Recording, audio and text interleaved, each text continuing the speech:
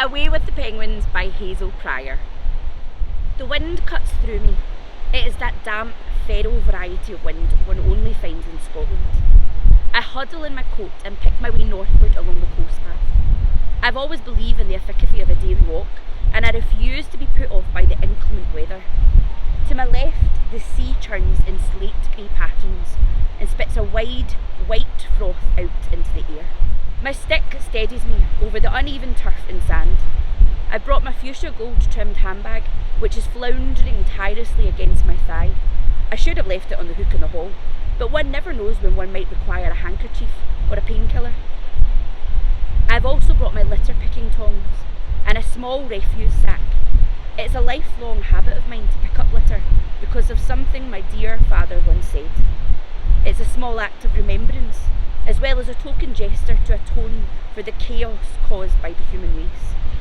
Even the rugged pathways of the Ayrshire coast have been sullied by the carelessness of mankind. It's no easy task wielding stick, tongs, sack and a handbag, especially in this wind. My bones are beginning to complain at the effort of it all. I work out a way of angling my weight to lean into each gust so that it supports me instead of fighting me. A gull screeches and dips through the clouds. I pause for a moment to admire the beauty of the tempestuous seascape.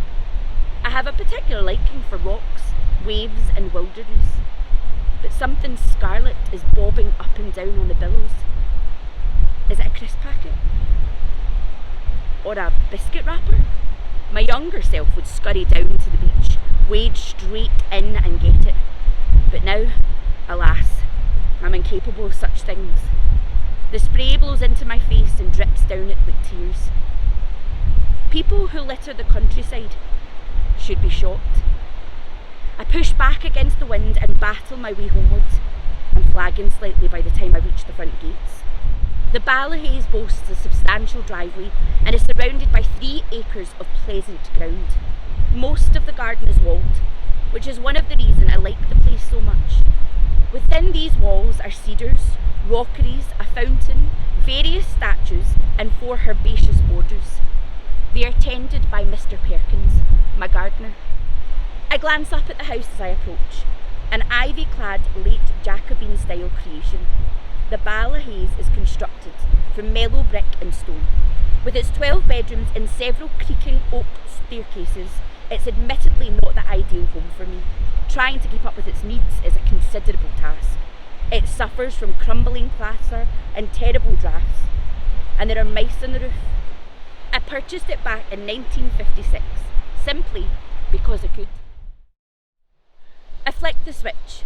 The fake flames leap up in an instant orange blaze. Next, I turn on the television for Earth Matters, my favourite programme, only to discover they've replaced it with a documentary about penguins. Come to think of it, I do recall having seen something similar recently. It will provide a welcome break from the pernicious thoughts that have been in my company all day. This week, we're looking at king penguins.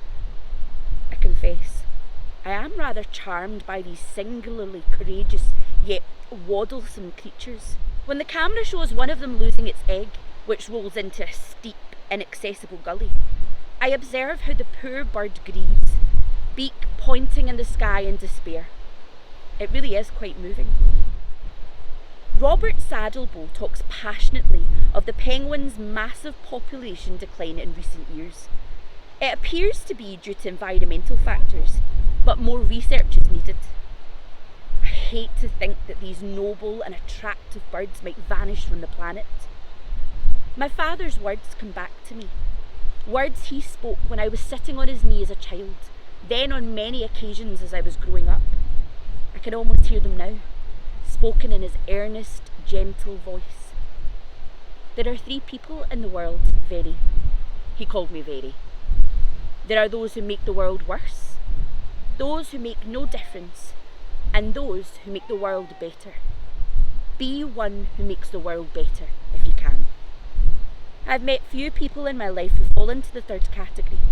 I, myself, have done little in the way of bettering. I have chosen to interpret the 3 categories as people who throw litter into the countryside, people who ignore litter, and people who pick up other people's litter. I have satisfied my conscience by means of tongs and refuse sacks. Beyond that, I cannot see that my life has been useful in the least. I finished my cup of tea and leafed through the gardening catalogue. I do little gardening myself these days, except for pruning the roses, but I do occasionally order a set of bedding plants or a shrub. I have some specimen rhododendrons at the Balahays, of which I am particularly proud. Bright blooms help one along in life. I'm convinced of it.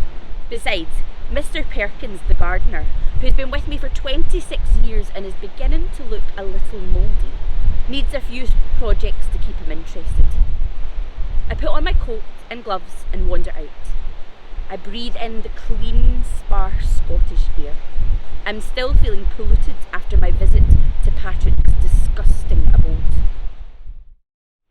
Terry's Penguin Blog, 6 December 2012.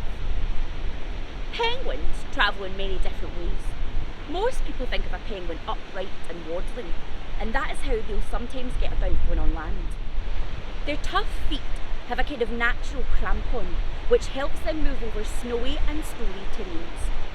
But they're not stupid, and they also know how to exploit the slipperiness of the ice.